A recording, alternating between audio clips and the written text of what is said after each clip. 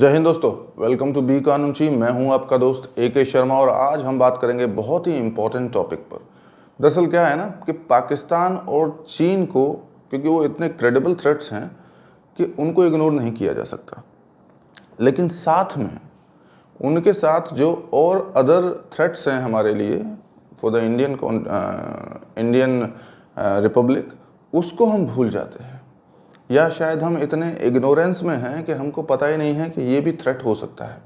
अब general consensus में, यानी कि आम पब्लिक में तो कम से कम नहीं है। सिक्योरिटी एजेंसीज की या भारत सरकार की नज़र रहती होगी तो वो तो ऑफकोर्स रहती ही होगी, इसमें क्या है। मेरे से बड़े बड़े और बहुत ही ज़्यादा एक्सपर्ट लोग वहाँ पे बैठे हैं, लेकिन ये आम पब्लिक तक पहुँचना बहुत ज़रूरी है कि चाइना और पाकिस्तान के अलावा भी और बहुत से थ्रेट हैं to this great nation of India, यानी भारत। क्योंकि देखिए, जब तक पाकिस्तान था 1447 से लेकर और 2008 से करीब करीब 2014 तक भी चाइना को कभी भी हमने इतना क्रेडिबल थ्रेट माना ही नहीं। हमारी सारी चीज़ें, जो हमारे वेपन की जो परचेज़ है, हमारी जो इकोनॉमिक, हमारी जो स्ट्रेटजिक जो पॉलिसीज़ हैं, वो पाकिस्तान को ध्यान में रख के बनती थी। लेकिन 2014 के बाद 2014 के बाद और ख़ासकर जो डोकलाम के बाद और बहुत ही ज़्यादा जो अवेयरनेस आई लोगों में, वो आई ये गलवान वैली इंसिडेंट के बाद, जिसमें हमने अपने 20 वीर सैनिक जवानों को खो दिया। तो अब हम चाइना को भी एक क्रेडिबल थ्रेट मानते हैं, और पाकिस्तान तो अब खैर वीक हो चुका है, लेकिन हमको उसको भी इग्नोर नहीं करना है।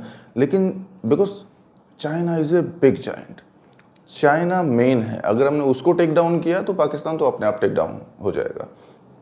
लेकिन आज मैं बात करूंगा पाकिस्तान और चाइना से अलग जो थ्रेट्स हो सकते हैं, पोटेंशियल थ्रेट्स। अगर आप भी इस बात से एग्री करें तो ज़रूर कमेंट में जो है मेरे को लिखिएगा कि आपकी क्या राय है इस पर, जिस पर मैं बात करने जा रहा हूँ।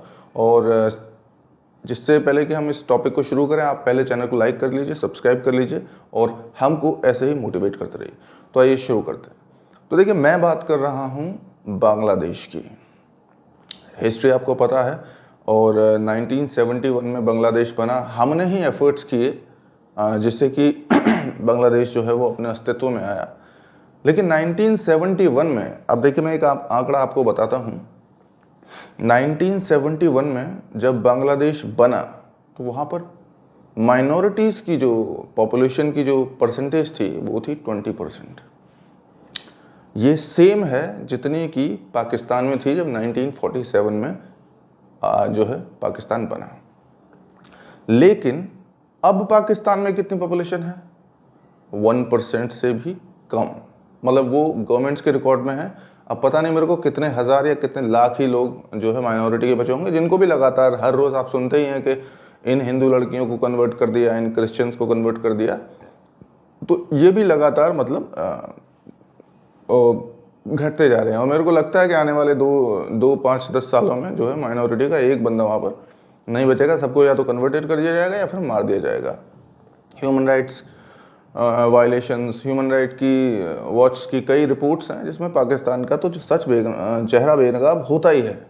लेकिन एक बहुत ही ज़्यादा credible threat to the minorities Bangladesh में जो है वो किसी का ध्यान जाता नहीं। बांग्लादेश में भी मैं ये तो नहीं कहूँगा गवर्नमेंट लेवल पे या सिस्टमेटिक लेवल पे, लेकिन सोसाइटी में ऐसे लोग हैं जिन्हें पाकिस्तान की ISI का सपोर्ट है, और वहाँ पर लगातार माइनॉरिटीज़ पर और ख़ासकर हिंदुओं पर क्रैकडाउन्स हो रहे हैं। उनको प्रताड़ित किया जा रहा है, उनको कन्वर्ट किया जा रहा है, मारा जा रहा है, उनके जो मठ हैं, मंदिर हैं, उन पर हमले किए जा रहे हैं। और ये मैं आंकड़ा आपको इसलिए दे रहा हूँ क्योंकि जब बांग्लादेश बना तो वहाँ पर माइनॉरिटीज़ की और ख़ासकर हिंदुओं की जो पॉपुलेशन थी वो थी करीब 20%। और आज जब मैं एक आंकड़ा देख रहा था, वहाँ पर सिर्फ 8 से 9% माइनॉरिटीज़ बचे हैं। यानी कि अपने बनने के 50 साल के अंदर अंदर, करीब 50-52 साल के अंदर अंदर 20% से 8% पर माइनॉरिटी पॉपुलेशन आ गई है। और ये रेडिकलाइजेशन अभी पिछले 2 दशकों में बहुत ज़्यादा बढ़ा है। आप देखिए कि जब हमारे प्रधानमंत्री श्री नरेंद्र मोदी जी बांग्लादेश में एक विजिट पर थे, वहाँ पर किस तरीके से रेडिकल्स ने इतना प्रोटेस्ट किया कि सरकार के संभाले नहीं संभल रहे थे वो। देखिए, मैं इंडिया और बांग्लादेश के रिलेशन बहुत अच्छे हैं, भगवान की कृपा से। जो अभी बांग्लादेश की सरकार है वो बहुत ही फ्रेंडली जेस्चर्स रखती है इंडिया के प्रति, और उनके जो मिनिस्टर्स हैं, सिस्टम जो है वहाँ की जो अभी करंट गवर्नमेंट है वो बहुत ही ज़्यादा पॉजिटिव अप्रोच रखती है, इंडिया के साथ ट्रेड बढ़ाना चाहती है। अभी कई आई थिंक वाटरवेज का भी जो है कनेक्टिविटी हुई है, रेल कनेक्टिविटी भी हो रही है। लेकिन आप सोचिए कि एक देश की गवर्नमेंट टेम्परेरी होती है, कल को अगर वो ग्रुप जो कि खालिदा जिया वाला ग्रुप, जो कि बहुत ही फंडामेंटलिस्ट है और माना जाता है कि वो जो है सरिया चाहते हैं, तो वो जो विचारधारा है, अगर आने वाले टाइम में आज से 5 साल 10 साल बाद, देखिए रेडिकलाइजेशन लगातार बढ़ रहा है बांग्लादेश में रेडिकलाइजेशन लगातार बढ़ रहा है। और उसका सबसे करंट उदाहरण है कि वहाँ पर जो भी तीज त्यौहार होते हैं हिंदूज़ के या माइनॉरिटीज़ के, रामनवमी हो, दुर्गा पूजा हो, या फिर होली हो, दिवाली हो, वहाँ पर लगातार ये जो रेडिकल्स हैं, इस्लामिक रेडिकल्स, लगातार उन पर अत्याचार करते हैं, उनको जो है बर्बाद कर देते हैं, उन पर अटैक करते हैं, पंडालों पर अटैक करते हैं, मूर्तियों को खंडित करते हैं।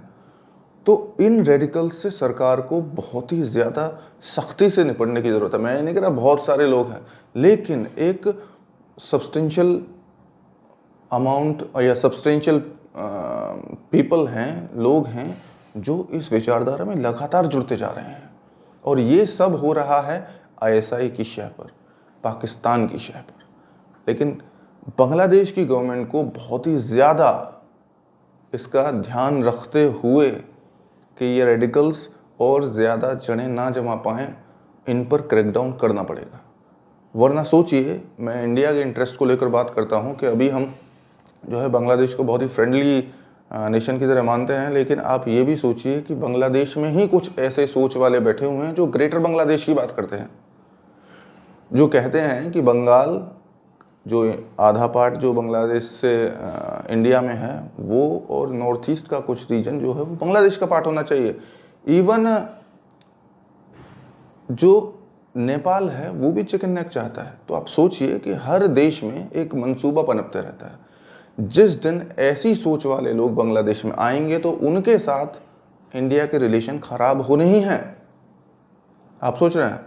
तो इस बात को ध्यान में रखना बहुत ज़रूरी है कि पाकिस्तान और चीन के चक्कर में ये जो क्रेडिबल थ्रेट आपके बॉर्डर पर बैठा हुआ है, इस्लामिक रेडिकल्स, जो कि बांग्लादेश के थ्रू मिसयूज़ करके बाउंड्रीज़ को यहाँ पर लगातार बांग्लादेशी इमिग्रेंट्स आ रहे हैं, इलीगल इमिग्रेंट्स लगातार आ रहे हैं, और हम उनको रोकने के लिए कुछ नहीं कर रहे हैं। अगर कल को बांग्लादेश में एक ऐसी रेडिकल सपोर्टिव गवर्नमेंट आ जाती है तो सोचिए कि इंडिया की बॉर्डर्स पे क्या हाल होगा।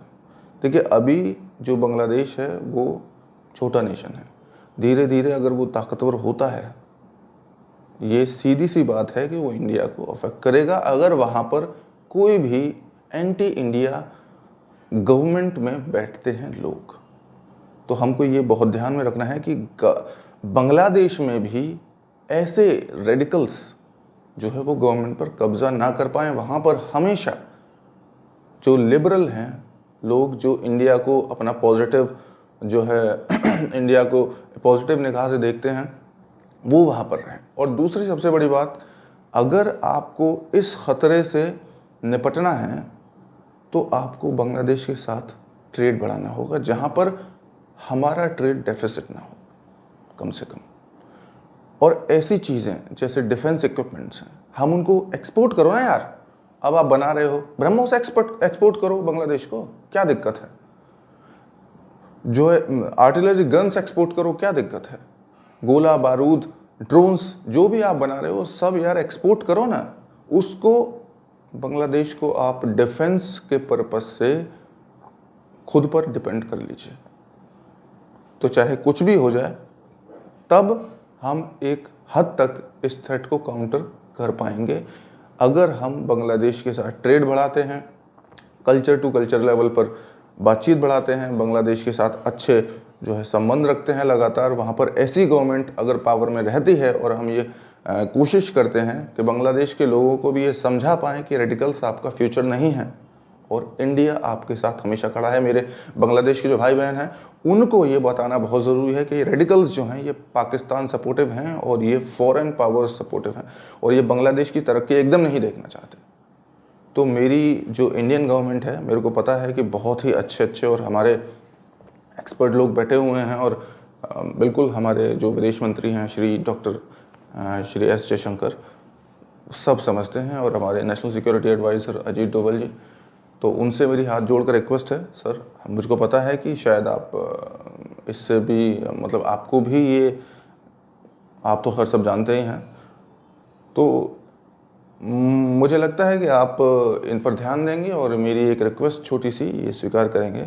आगे भी ऐसे ही वीडियोस में जो इंडिया की सिक्योरिटी के लिए चीज़ें हैं उन पर मैं बनाता रहूँगा और वर्ल्ड में क्या स्ट्रेटजिक और जियोपॉलिटिकल फ्लक्स आ रहे हैं उन पर मैं वीडियोस लाता रहूँगा। ऐसे ही वीडियोस देखने के लिए हमारे इस चैनल को लाइक कीजिए, सब्सक्राइब कीजिए। आज के वीडियो में सिर्फ इतना ही, फिर मिलेंगे, तब तक के लिए जय हिंद, जय भारत।